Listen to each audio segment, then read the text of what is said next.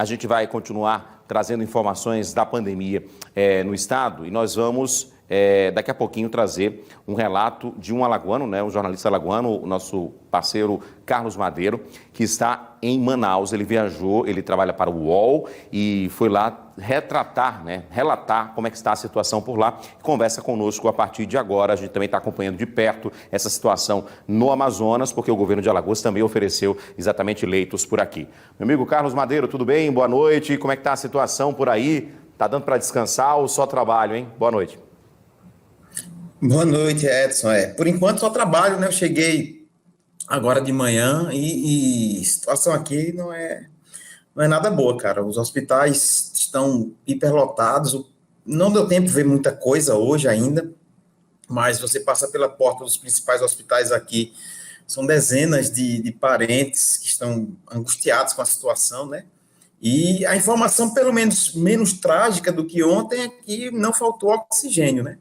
Que foi o ápice de uma crise que eu acho que resultou em quase todo veículo de imprensa mandar nacional e internacional, né, dos que cobrem nacionalmente, mandar para cá, tá todo mundo aqui, porque foi algo ainda não visto no mundo, né, Edson? Faltar oxigênio para tratar um grupo de pessoas tão grande. Pois é, e é uma situação, né, Madeiro, que a gente já tinha acompanhado, parece que é um filme que se repete com mais gravidade, porque Manaus, o Amazonas, já tinha sido um dos epicentros aqui no Brasil. Claro que a gente tem que saber que São Paulo sempre foi o epicentro, mas, assim, em relação à gravidade, Manaus, lá, alguns meses atrás, também tinha sofrido com isso, mas não de faltar oxigênio, de pessoas morrerem asfixiadas. Isso é que dá mais, que impressiona todo mundo, né? O que aconteceu aqui é que você teve uma explosão no número de internações, e essas internações aconteceram de forma muito rápida, então foi uma demanda que explodiu sem que houvesse qualquer tipo de previsão. Aí você vai dizer, não, mas estava o povo na rua, claro que você previa haver o aumento. Sim, previa, mas houve um aumento por conta, provavelmente, dessa nova variante que foi descoberta aqui pela Fundação Oswaldo Cruz, né? Que essas variantes se transmitem de forma muito mais rápida. Então, lógico que você teve um caos mais rápido, acelerado. E um descaso histórico, né? O Amazonas tem a pior relação de leito por habitante, se não for a pior ainda, porque com a pandemia, claro, houve investimentos pontuais, mas tinha uma das piores estruturas. Manaus concentra todo o centro de saúde de alta complexidade num estado desse tamanho, que tem mais de 50 municípios. Então, é claro que você tem uma dificuldade histórica de tratar pacientes. E quando você congestiona a rede de uma única forma, com uma única doença, e que demanda especificamente um único insumo, e aqui você tem que levar em conta, Edson, que a logística para chegar aqui ela é muito complicada, aqui é distante de tudo. Né? Você só tem praticamente uma rodovia, e aqui vem de Belém, que bate aqui em Manaus. Então, tudo tem que vir de avião, de barco.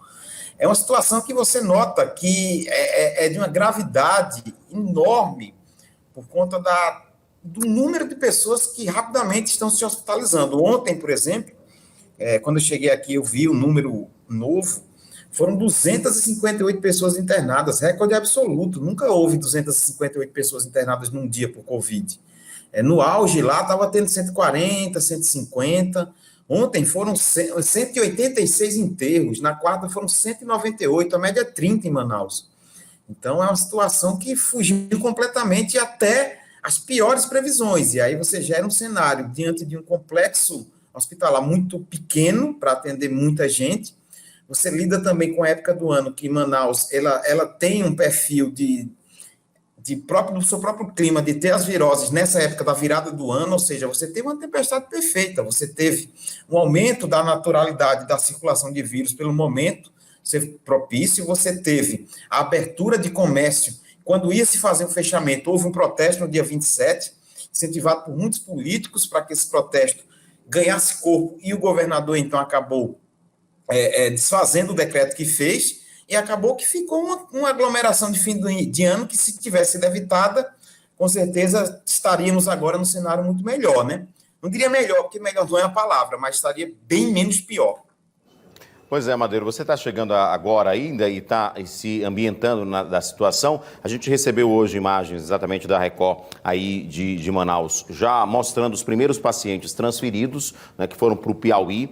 É uma transferência também que tem que ter muita atenção, porque assim, só deve estar sendo transferidos pacientes que estejam em leitos intermediários, em situações que você possa, mesmo você precisando de oxigênio, mas que você possa ser transferido para poder abrir vagas, na verdade, para esse tipo de leito. Até porque se esses pacientes se agravarem, não tem vaga em UTI, não é isso? Não, não tem vaga e a ideia dessas transferências é para você garantir que o oxigênio não falte como faltou ontem para pessoas em UTI, né? Ontem morreu gente em UTI sem oxigênio. Isso é uma das coisas mais, talvez, brutais que um ser humano pode ter. Ele morreu sem ar, né? Uma médica relatou, não a mim, mas aqui na imprensa eu li hoje de manhã, quando cheguei, que ela precisou da morfina para aliviar a dor do paciente, que morria com o pulmão puxando ar sem conseguir. Isso não é uma morte digna. E aí vem todas as questões éticas, humanas, de você... mas as pessoas desrespeitaram o isolamento social, não se usa máscara. Essa situação a gente vê em Alagoas também, Edson. As pessoas desrespeitam os protocolos que são mínimos, né? Esse vírus que surgiu aqui agora, é evidente que ele não vai ficar preso aqui, ele vai circular como todo vírus, começou na China, circula no mundo inteiro. Então, essa nova variante, ela vai circular pelo Brasil, ela é muito mais infecciosa, o que não quer dizer que ela é mais letal.